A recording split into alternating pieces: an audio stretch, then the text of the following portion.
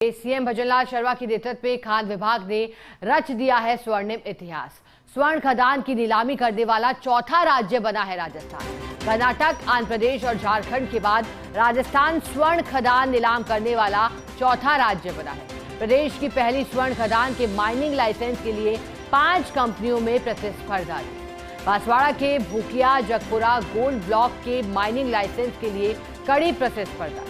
कर्नाटक की Ramgarh minerals and mining limited, Ahmedabad की Hirakud natural resources limited, Chhattisgarh की जिंदल पावर लिमिटेड, उदयपुर की हिंदुस्तान जिंक लिमिटेड और रतलाम मध्य प्रदेश की सईद ओवैस अली के बीच प्रतिस्पर्धा थी।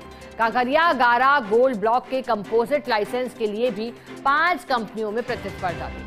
अहमदाबाद की Hirakud natural resources limited, Mumbai की पोधार डायमंड प्राइवेट लिमिटेड और रतलाम की Owais metal and minerals processing limited, Udaipur की हिंदुस्तान जिंक लिमिटेड और कानपुर की जेके सीमेंट लिमिटेड के बीच प्रतिस्पर्धा थी। 17 व 18 मई को हुई दोनों ब्लॉकों की नीलामी सफल रही। आचार संहिता के चलते उच्च बोलीदाता का नाम घोषित नहीं किया था और आज बोलीदाताओं के नाम की घोषणा की जाएगी। ये बड़ी जानकारी मिल रही है और चलिए इसी पर अधिक जानकारी देने के लिए हमारे साथ एसोसिएट एडिटर निर्मल तिवारी जुड़े हैं। निर्मल जी, जानकारी दीजिएगा। खदान नीलाम करने वाला चौथा राज्य बना है, कैसे ये मुमकिन हो पाया, किस किस के प्रयास रंग लाए? सुप्रभात शिखा, देखिए ये बहुत बड़ी बात है कि राजस्थान चौथा ऐसा प्रदेश बन गया है देश के अंदर जिसमें अब स्वर्ण भंडारों का खनन हो सकेगा। मुख्यमंत्री भजनलाल शर्मा चूंकि खान विभाग के मंत्री भी हैं, तो ऐसे में उनके नेतृत्व में लगातार जिस तरह से खनन ब्लॉक्स की नीलामी की प्रक्रिया को शुरू किया गया था, तो निश्चित तौर पर उसका एक सुफल सामने ये आया है कि 17 और 18 मई को ये बोली रखी गई थी, ऑनलाइन बोली। उसमें दोनों ही कांकरिया गारा की बात करें उसके कंपोजिट लाइसेंस के लिए, या भूकिया जगपुरा की बात करें तो उसके माइनिंग लाइसेंस के लिए ये प्रक्रिया को उसको अपनाया गया था, नीलामी की प्रक्रिया को। दोनों ही ब्लॉक नीलाम हो गए थे। सबसे पहले फर्स्ट इंडिया न्यूज ने इस खबर को बताया भी था, लेकिन चूंकि आचार संहिता चल रही थी, ऐसे में जो सफल बोलीदाता था उसके नाम की घोषणा नहीं की गई थी, जो आज की जाएगी, क्योंकि चुनाव की प्रक्रिया लगभग संपन्न हो चुकी है। मतगणना की जो प्रक्रिया थी संपन्न हो चुकी है। आज खनन निदेशक भगवती प्रसाद कलाल इस नाम की घोषणा करेंगे कि दोनों माइनिंग लाइसेंस और कंपोजिट लाइसेंस किसके नाम पर गए।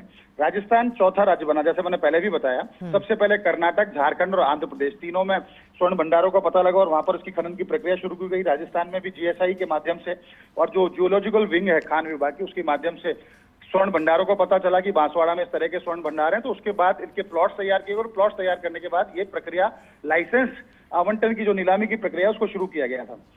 खास बात यह कि भूकिया जगपुरा का माइनिंग लाइसेंस दिया जा रहा है, यानी जिस कंपनी का नाम आज घोषित होगा 5 कंपनियों में से, वो कंपनी अब यहाँ पर इसके खनन का कार्य शुरू करेगी। उससे फायदा ये होगा कि स्वर्ण भंडारों का खनन होने से राजस्थान कि अर्थव्यवस्था को मजबूती मिलेगी, क्योंकि खान विभाग को इससे एक मोटा राजस्व मिलेगा, स्थानीय लोगों को रोजगार भी मिलेगा और राजस्थान की तरफ मल्टीनेशनल कंपनीज जो खासकर अगर स्वर्ण की बात करें या कॉपर की बात करें या मैंगनीज या जितने भी बेशकीमती खनिज हैं जिनके उत्खनन का कार्य करती हैं, वो कंपनियां भी राजस्थान में निवेश के लिए और आगे आएंगी। तो कहा जा सकता है कि आज जैसे ही नाम की घोषणा होगी उसके बाद माइनिंग लाइसेंस जारी किया जाएगा, उसके बाद एक एलओए की प्रक्रिया अपनाई जाएगी और आने वाले 6 महीने के अंदर यहाँ पर खनन कार्य जो शुरू करने की प्रक्रिया है वो शुरू कर दी जाएगी। और दूसरा, चूंकि कांकरिया गारा वाला कंपोजिट लाइसेंस है, तो वहां पर जिस कंपनी का नाम आज सामने आएगा वो कंपनी वहां पर एक्सप्लोरेशन का कार्य करेगी और ये पता करेगी कि यहाँ कितने स्वर्ण भंडार हैं, और उसके बाद कंपोजिट लाइसेंस को माइनिंग लाइसेंस में बदलने की जो प्रक्रिया है वो कुछ समय बाद की जाएगी। तो कहा जा सकता है कि बहुत बड़ा इतिहास है राजस्थान के, अगर हम खनिज क्षेत्र की बात करें, क्योंकि राजस्थान की एसडीडीपी के अंदर सबसे बड़ा योगदान भी शिखा देखिए खनिज क्षेत्र का है और उसके बाद पर्यटन क्षेत्र का है। करीब 14%